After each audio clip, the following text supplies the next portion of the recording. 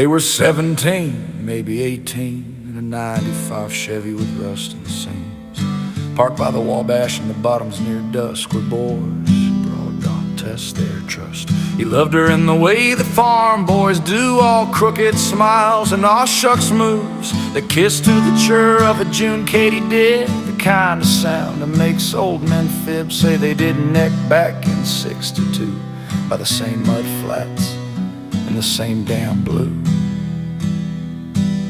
But further downstream by a gravel pit, a man in coveralls drank a bit, the lip of a bottle watching crawdads churn. He'd done 5 years upstate for something he'd earned.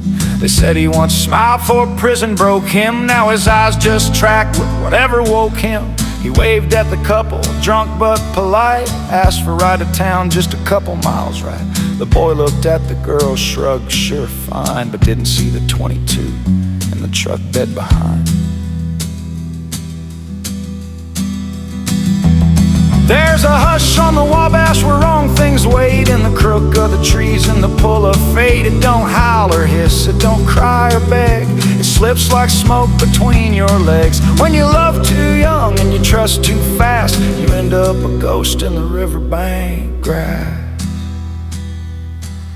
He climbed in the back, boots full of sand, and that's when the shaking started in his hands. The boy glanced once in the rearview glass. The man was grinning, teeth brown like brass. Then the rifle cracked and the back window broke, and the boy's head slumped like a split oak.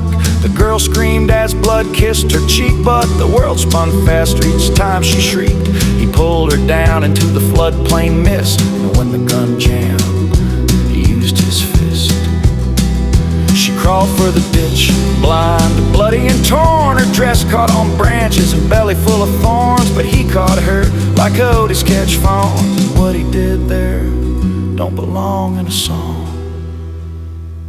She was found 3 days later near the Trestle Bridge, clutching crimson gravel and a final twitch. Still warm when the sheriff's boys came, whispered one name, but it vanished in rain.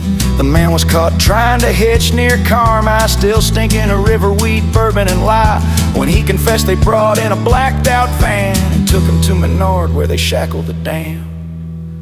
Now there's a hush on the Wabash where wrong things wait, in the teeth of the night, in the arms of fate. It don't scream or sob, don't beg or bend, it ends you slow and it slows the end.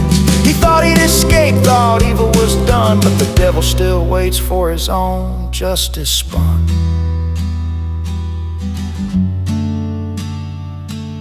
The guard who'd lost a niece in '95 moved him to a cell with a man twice his size. No cameras, no notes, no one on shift, just the sound of a jawbone caught by a fist. By morning the killer was mostly green and blue, the kind of green blue the Wabash once knew.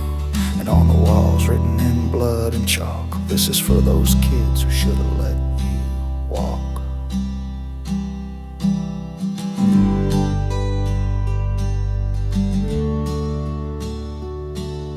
And on the walls written in blood and chalk, this is for those kids who should have let